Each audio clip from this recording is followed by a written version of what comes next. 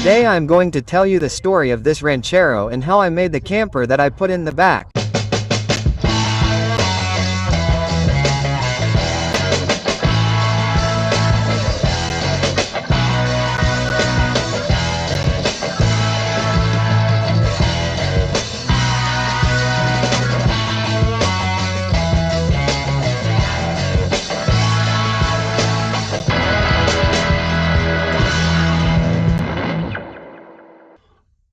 The Ranchero is not an Argentine invention, so I'm going to tell you where it started and how we ended up with this one, which is the one I have.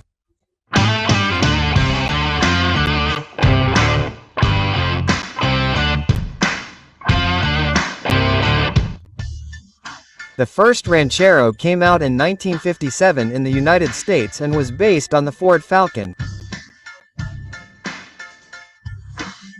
That same year, the creation of what would become the Ford Falcon began, which came out in 1959, and among the versions was the Ranchero.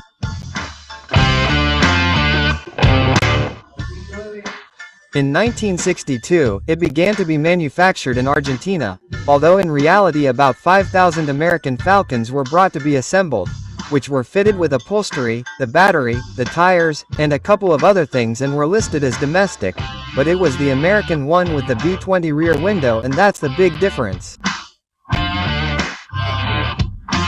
In 1963, Ford began manufacturing the all-Argentine Ford Falcon, and 10 years later, in 1973, the Ranchero came out, very similar to the one that first came out in the United States 10 or 12 years earlier. The line had not been modernized much. In the United States, in 1973, the Ranchero that was coming out was this one, quite different and more modern than the one we had. But never mind, let's talk about the Argentine Ranchero.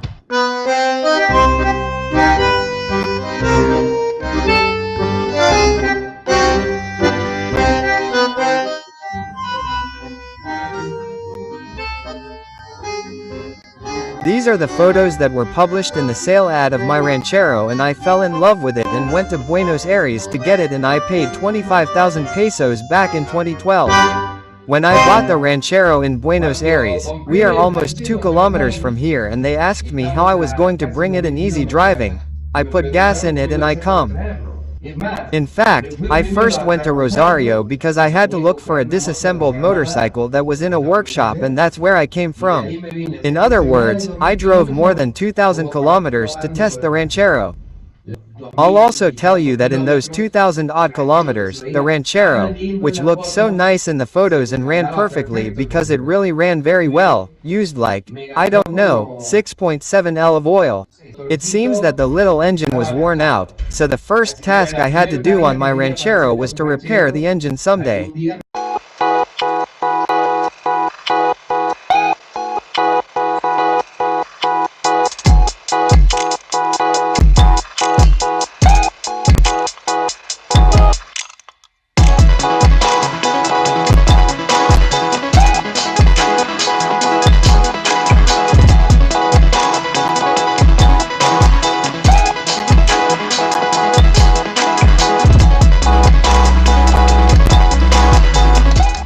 And since it was stopped without an engine, it occurred to me to look at the conditions of the floors so that I could build the camper later. That was the biggest surprise.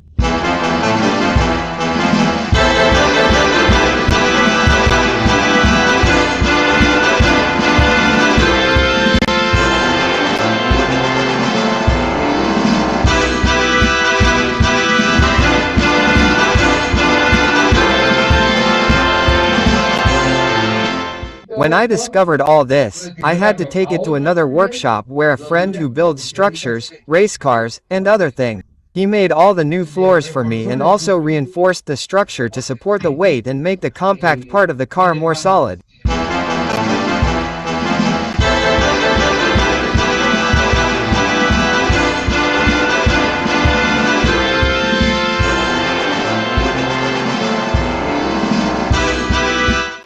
So in time I had a brand new engine, floors, structure, chassis, false chassis, everything renovated, everything ready to build the little house on top.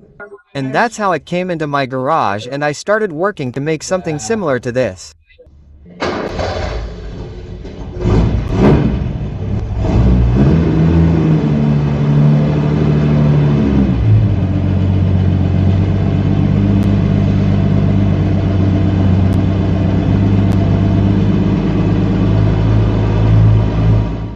Well, actually before putting the Ranchero inside the garage, I had already been doing some tests, some experiments to see how it would look, to see the measurements.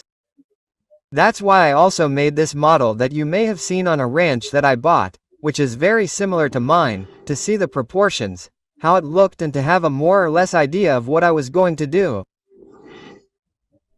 Then I made the box. I even tried it out one day when a friend came over. We put it on the roof to see how it looked, how it would sit, and then, well, once I was in the garage I finished it, and well, now that I have the Ranchero inside, I have no choice but to put the box on the roof, but now that I'm alone, it's a bit complicated.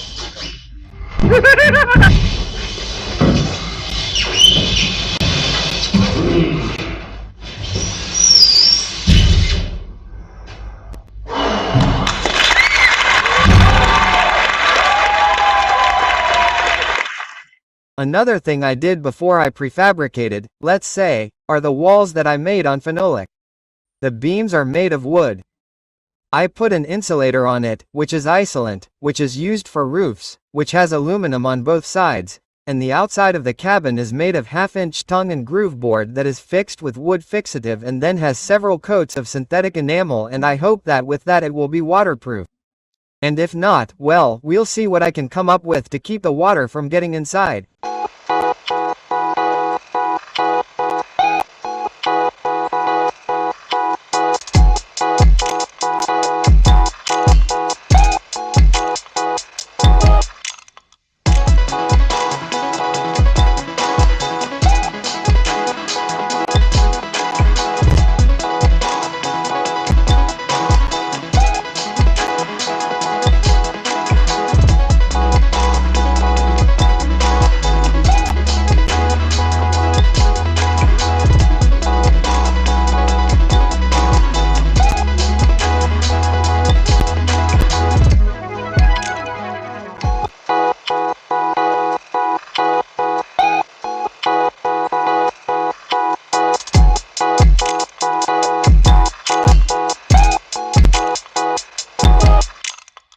And one day I had to put a roof on it, and well, I had some pretty old maps from when I rode a motorcycle all over Europe a few years ago, and I had those road maps that were used before GPS and phones, and I had marked all the routes I traveled, and keeping it saved for nothing seemed like a better idea to use it to decorate the interior ceiling of my camper. So every time I'm in bed I'll be able to remember that trip I took through Europe many years ago on a motorcycle, and well, there's a video somewhere too. I put it together on the floor and then it was time to put it up. Well, why not tell me? I'll show you.